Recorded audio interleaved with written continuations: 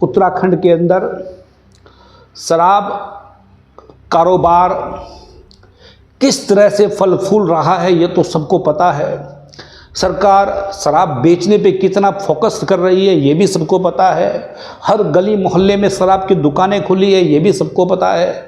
एक शराब को बेचने के लिए सरकार ने एक रेट तय कर रखा है जिसको आप एमआरपी बोलते हैं, उस रेट पे लोग शराब खरीद सकते हैं।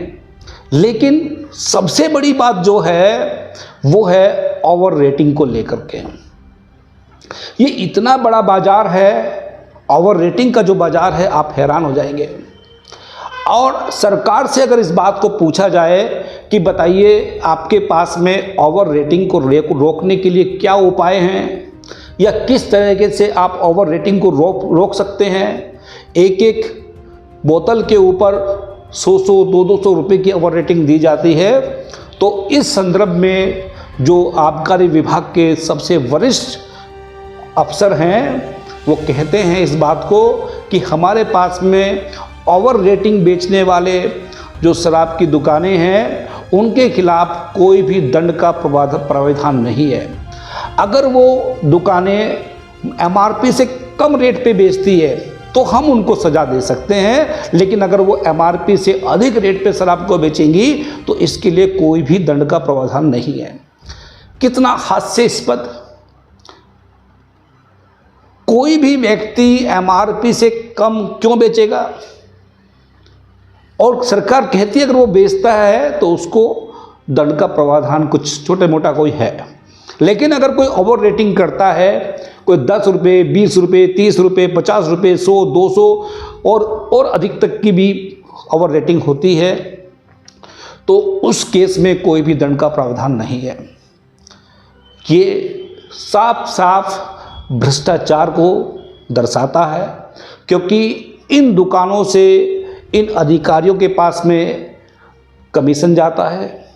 कितना कमीशन जाता होगा अगर आप अनुमान लगाएं इस बात को कि अगर एक बोतल के ऊपर ये कम से कम मान लीजिए एक औसत रूप से 50 रुपये का भी, अगर ये किसी पे 200 भी लेते हैं, किसी पे 100 भी लेते हैं, किसी पे 70 भी, किसी पे 80 ओवर रेटिंग करते हैं, 10-20 रुपये तो इनके लिए सामान्य बात है। अगर औसत भी अगर आप निकालें तो ये लगभग आपके पास में 50 रुपये पर बोतल के हिसाब से भी अगर आप देखें तो कम से कम मैं अनुमानित रूप में बता रहा हूँ कि एक दुकान से एक महीने के अंदर 1 लाख रुपये कम से कम ओवर रेटिंग का एक्स्ट्रा पैसा मिलता है।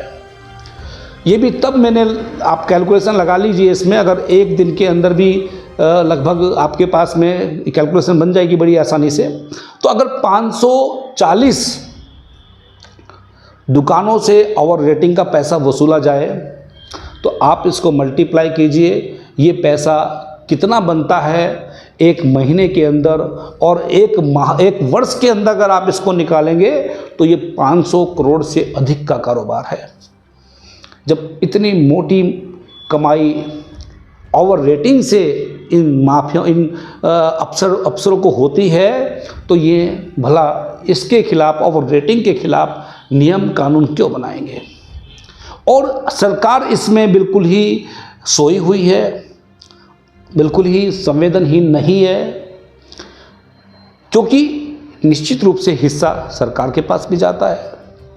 तो क्या सरकार को खुलेआम भ्रष्टाचार करने के लिए उत्तराखंड की जनता ने चुना था या उत्तराखंडियों के सपनों को पूरा करने के लिए चुना था? मुझे तो ऐसा लगता है इनकी बातें केवल चुनावी बातें हैं। चुनाव खत्म, इनके वादे खत्म, और प्रतिदिन ये बड़ी मीठी चिकनी चुपड़ी बातें मीडिया में आकर के करते हैं, अपने मीडिया दोस्तों से करते हैं जो कि रात दिन इनके ही खबरें छापते हैं। कोई भी व्यक्ति उत्तराखंड के हितों की, उत्तराखंड के नागरिकों की समस्याओं को छापने के लिए तैयार नहीं है, सुनने के लिए तैयार नहीं है, कोई भी अधिकारी काम करने के लिए तैयार नहीं है। तो ऐसे में भला कैसे चलेगा? क्या ये सरकार, जिसको इतने बड़े बहुमत से बनाया गया उत्तराखंड के अंदर भी, और उत्तराखंड का जनमानस बार बार इसको जनादेश देता भी है, तो क्या इनका एकमात्र उद्देश्य उत्तराखंड के अंदर भ्रष्टाचार करना है? मैं तो निवेदन करूंगा माननीय प्रधानमंत्री से कि आप उत्तराखंड के हित की बात करते हैं, उत्तराखंड को अपनी शरण स्थली भी बोलते हैं, उत्तराखंड को आप देवभूमि भी बोलते हैं, उत्तराखंड के लिए आप एक सद्भावना भी रखते हैं। ऐसे में उत्तराखंड की सरकार को भी थोड़ा निर्देशित करें, अधिकारियों को टाइट करें, मंत्रियों को टाइट करें, ताकि उत्तराखंड के नागरिकों के हितों में कुछ कर पाएँ। वरना जिस तरह से ये वर्तमान में चल रहा है, बड़ा शर्मनाक है, बड़ा दुखद है, और मुझे उम्मीद है शायद आप कुछ करेंगे। Thank you very much.